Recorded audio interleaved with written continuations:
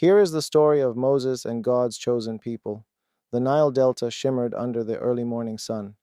Green reeds bent in the humid breeze, and date palms lined the river banks like silent guardians. But beneath the beauty of Egypt, fear lived in every Hebrew home. Pharaoh had spoken a ruthless decree: every Hebrew baby boy must die. In a small dwelling near the river, a mother clutched her newborn son. Jochebed's deep brown hands trembled as distant soldiers' armor clinked along the road. Her husband Amram peered through the doorway. "They are searching house to house," he whispered. "We cannot hide him much longer." Tears streamed down Jochebed's face. "If we keep him, they will kill him. If we release him, perhaps the Almighty will guide him." She wrapped the baby in soft wool and placed him into a carefully woven papyrus basket painted with red ochre patterns. At the water's edge, she knelt, kissed his forehead, and lowered him into the Nile. "May the Almighty guard you, my son." The basket drifted into the reeds. Watching from the riverbank was Miriam, his sister, only 12 years old but fierce with love. She followed the basket quietly, keeping distance, never letting it out of sight. The current carried the child toward the royal landing. That morning, Pharaoh's daughter descended the stone steps to bathe. Gold beads shimmered in her braided crown as her attendants spread fine linen nearby. Then she noticed something unusual among the reeds: a small basket caught in the stems. "Bring it to me," she said softly. When she lifted the lid, the baby began to cry. In that moment, her heart shifted. "This is one of the Hebrew children," an attendant whispered cautiously. Pharaoh's daughter paused. The decree of her father echoed in memory, yet the child's tiny fingers wrapped around hers. "No," she said firmly. "This child is mine." Miriam stepped forward with bold courage. "My lady, shall I find a Hebrew woman to nurse the child for you?"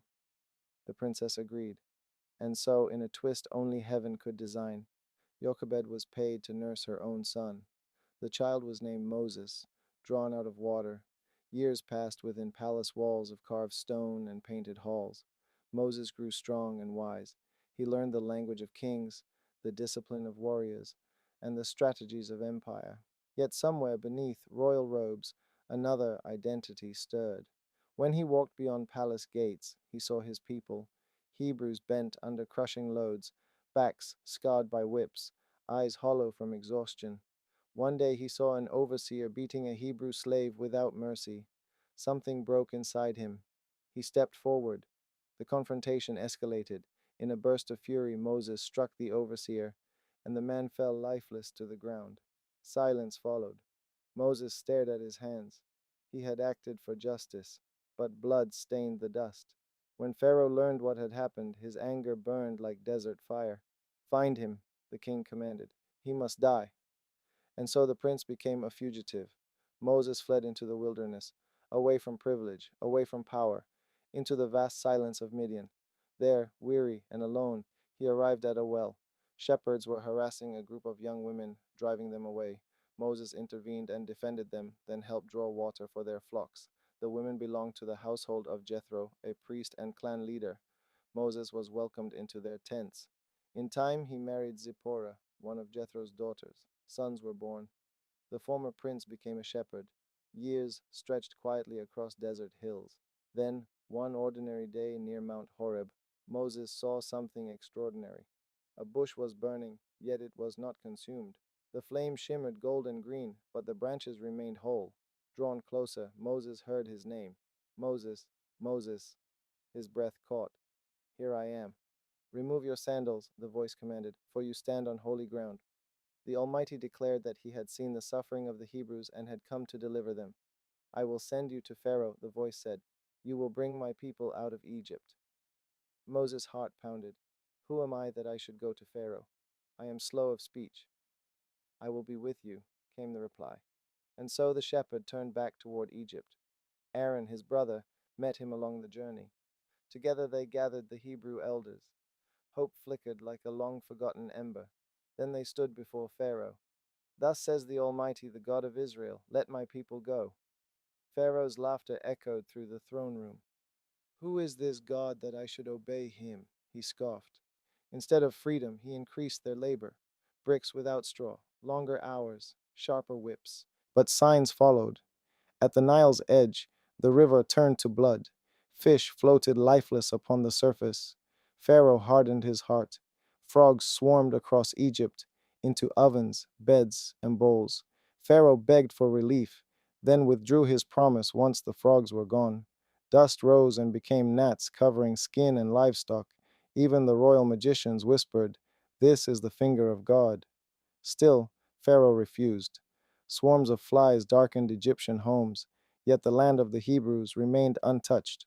Livestock fell to disease. Painful boils covered the people. Thunder split the sky as hail crashed down, destroying crops and trees. Those who heeded the warning sheltered indoors and survived. Pride cost others dearly. Locusts followed, devouring what little remained. Then darkness fell, thick and suffocating. For 3 days, lamps would not burn. Yet among the Hebrews there was light. Still, Pharaoh resisted. Finally came the last warning. At midnight, the firstborn of Egypt would die. The Hebrews were instructed to mark their doorposts with lamb's blood and remain inside. That night, silence blanketed the land until a cry rose from every Egyptian household. From palace to prison, grief filled the air, but the marked homes were passed over. Pharaoh summoned Moses before dawn. "Go," he said, broken and hollow. "Take your people and leave." After generations of bondage, the Hebrews departed. They carried unleavened dough, precious belongings, and the bones of Joseph, a reminder of promises long ago spoken. A pillar of cloud guided them by day, a pillar of fire by night. But freedom's path was not without fear. Soon dust appeared on the horizon. Pharaoh's heart had hardened once more. Chariots thundered across the plains. The Egyptian army advanced. Ahead lay the sea, behind them, soldiers. Panic spread through the camp. "Were there no graves in Egypt?" some cried. But Moses stood firm. "Do not be afraid. Stand still and see the salvation of the Almighty." He lifted his staff over the waters. All night, a powerful wind blew. The sea split apart, rising like walls on either side. A dry path formed beneath their feet. Families stepped forward, first cautiously, then with gathering courage. They walked through the heart of the sea. The Egyptian army pursued. But as dawn broke, Moses stretched out his staff once more. The waters collapsed. Chariots vanished beneath the waves. The sea returned to calm. On the far shore, the Hebrews stood stunned, alive, free. Miriam lifted her voice in song. "The Almighty has triumphed gloriously." Voices joined hers. Drums echoed across the shore. Moses looked back at the waters, remembering a basket drifting among reeds. Once a hidden child, once a reluctant shepherd, now a deliverer. The journey ahead would test them. The wilderness would challenge them. But they were no longer slaves. They were a people redeemed. And the one who had heard their cries would lead them forward. Through desert, through doubt, through destiny. The sea lay quiet behind them. The promise lay ahead. And history would never be the same.